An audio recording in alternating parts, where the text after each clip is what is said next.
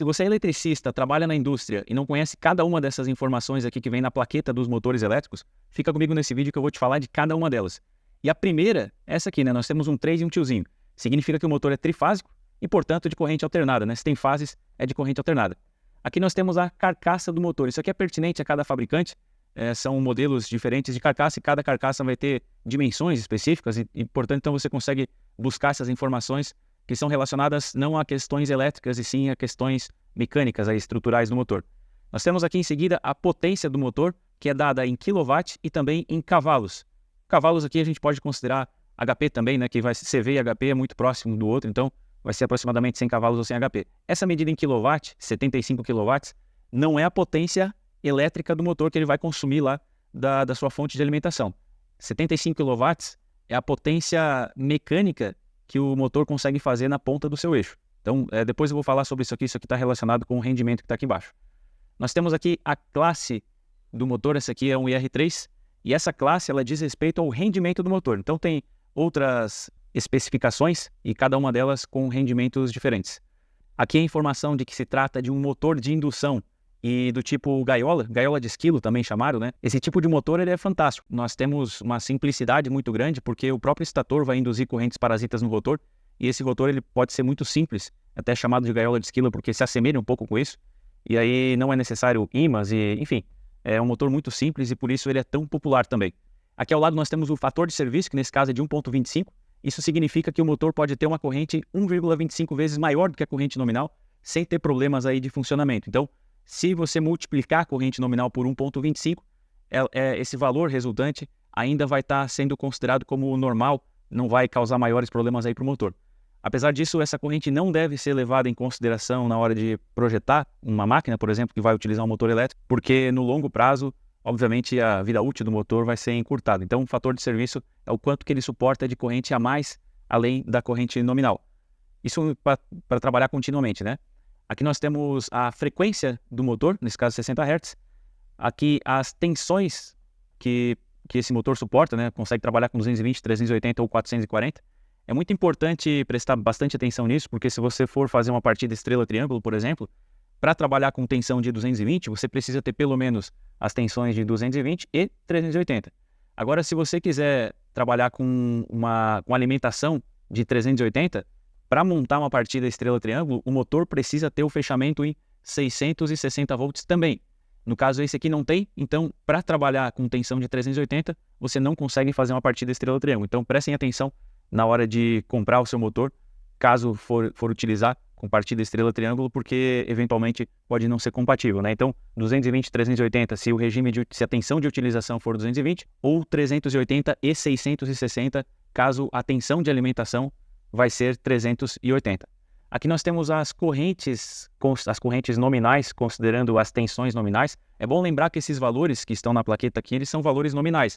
Então, se a tensão aumentar um pouquinho ou baixar um pouquinho, a corrente vai acompanhar. A carga, a mesma coisa. Se a carga for menor, a corrente vai ser um pouco menor também. Isso aqui é considerando potência nominal. Então, esses valores aqui são para carga nominal também. Em seguida, nós temos a rotação do motor, a velocidade de rotação, nesse caso 1780.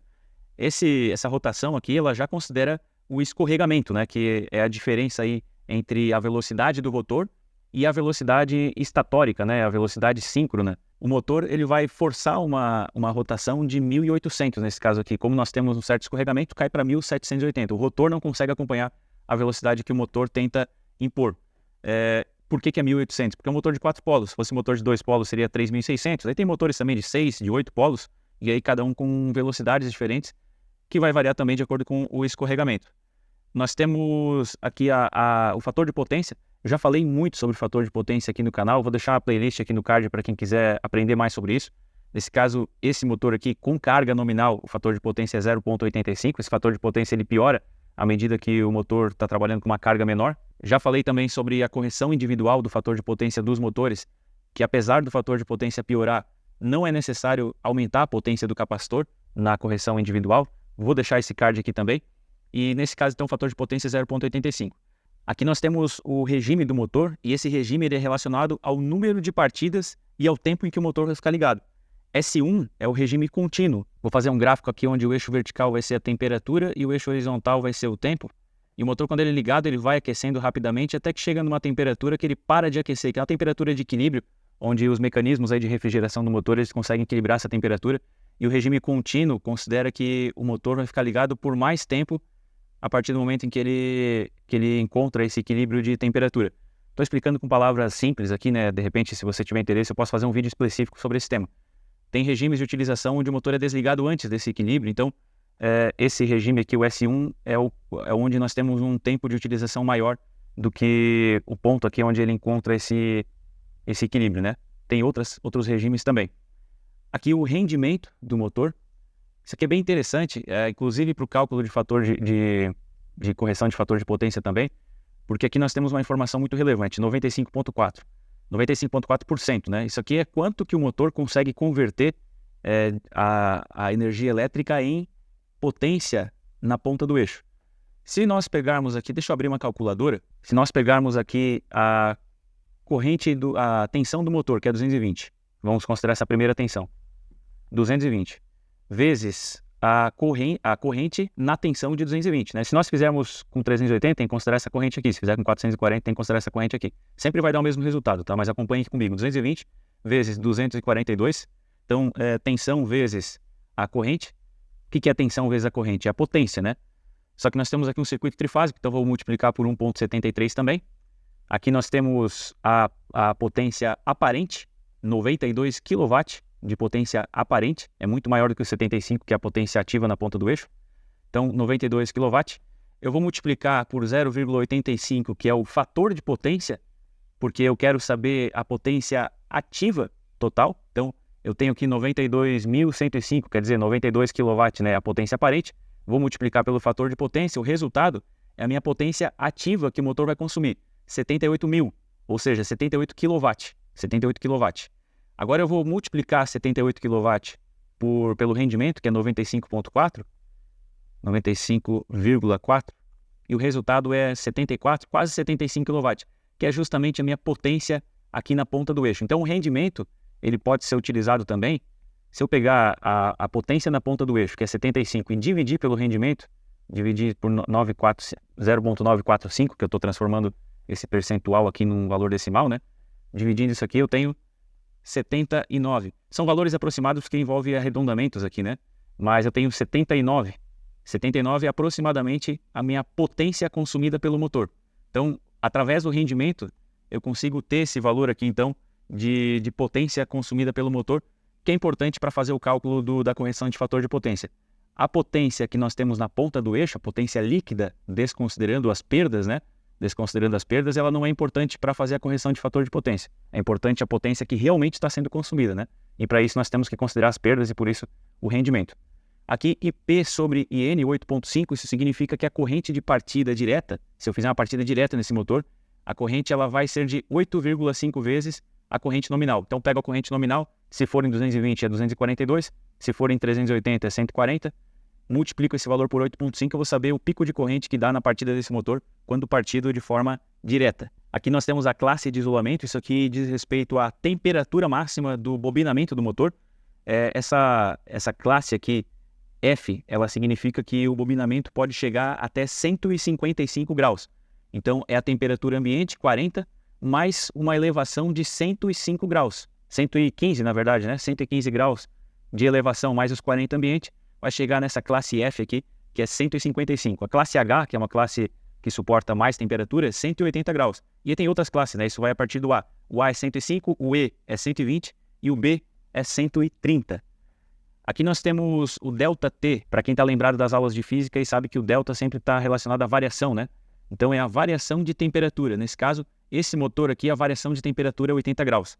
Variação de temperatura entre o quê? Entre o ponto mais quente do motor interno, né? O calor está sendo produzido dentro do motor, então, obviamente, que o interior do motor vai ser mais quente que o lado de fora.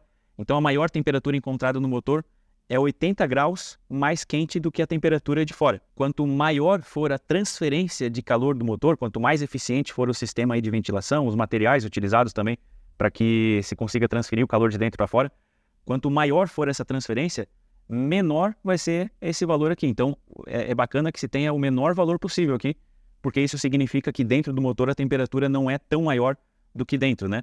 Então, melhor para o motor vai ser quanto menor for essa variação aqui. Isso aqui é 80 graus nesse caso. Aqui nós temos a categoria de conjugado. Deixa eu vir para o lado aqui. Eu até coloquei essa informação aqui porque eu acho bastante relevante. Aqui nós temos a categoria N, que é a categoria desse motor aqui, né? Nós temos N aqui. A categoria desse motor é N. É a característica normal do motor. Nós temos o conjugado de partida, é o torque, né?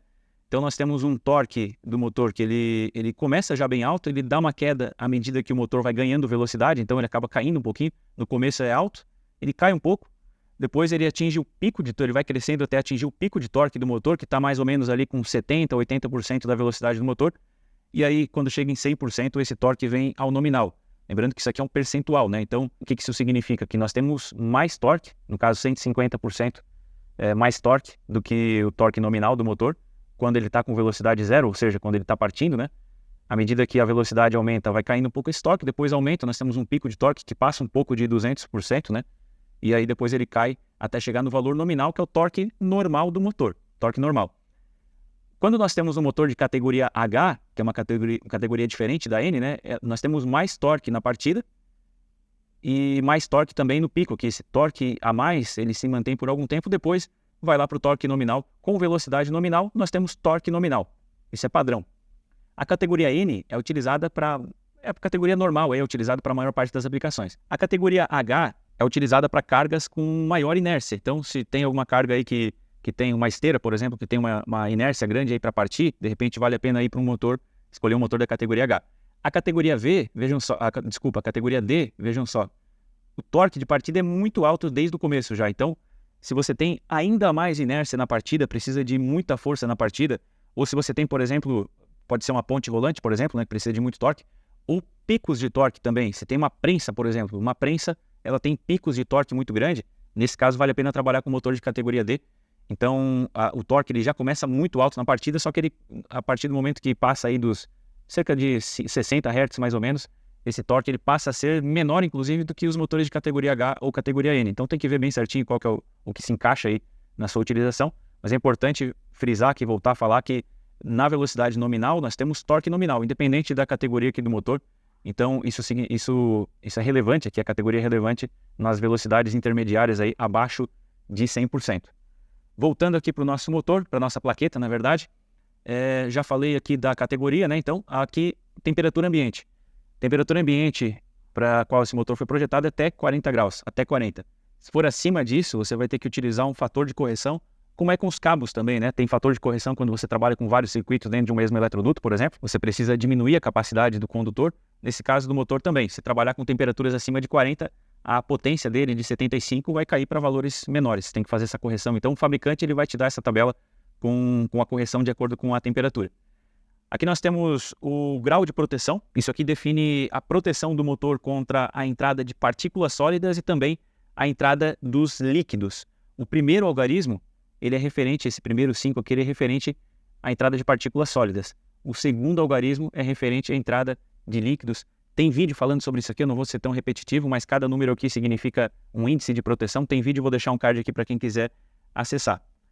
E ao lado aqui nós temos as correntes do motor, considerando já o fator de serviço. Então, se eu multiplicar esses valores aqui por 0,85, o resultado vão ser essas correntes aqui. Então, o motor suporta trabalhar com essas correntes, mas não deve ser considerado isso aqui na hora de projetar o motor. Deve ser considerado a corrente nominal dele. Aqui nós temos os esquemas de ligação desse motor, que pode ser ligado em 220, em 380, em 440. E tem um esquema aqui para ligação em estrela, que tem uma observação aqui que é somente na partida. Só pode ser usado esse esquema aqui na partida. Para que tipo de partida? Para estrela triângulo, quando a tensão de alimentação vai ser 440. Quando for trabalhar com tensão de alimentação do motor de 220, quando a alimentação for 220, o fechamento em estrela ele precisa considerar a tensão de 380. Então você consegue partir, esse motor aqui especificamente, você consegue partir em estrela triângulo em 220, porque você tem a opção de fechamento em 380. Quando você for trabalhar com 380, você precisa do segundo fechamento, do fechamento em estrela, ser de 660. Esse motor não tem. Então, não é possível trabalhar com uma estrela triângulo com esse motor aqui se você for alimentar em 380. Mas se for alimentar em 440, você consegue fazer estrela triângulo porque esse fechamento aqui em Y ele garante uma tensão de 760 volts. Então, é sempre 1,73 vezes a tensão de alimentação. Aqui é 440 vezes 1,73 dá 760. Então você consegue fazer partida estrela triângulo se você for alimentar em 220 e se você for alimentar em 440. Aqui nós temos a informação do rolamento que é utilizado na dianteira do motor e na traseira e a quantidade de graxa também em cada um deles. Aqui o tipo de graxa e também o tempo que leva para você engraxar novamente esses rolamentos aqui. Então a cada 12 mil horas é necessário reengraxar esses rolamentos. Aqui nós temos a altitude máxima. Assim como a temperatura ambiente, você tem fator de correção também para essa altitude. Se for maior, você precisa considerar uma potência de motor maior para a sua aplicação.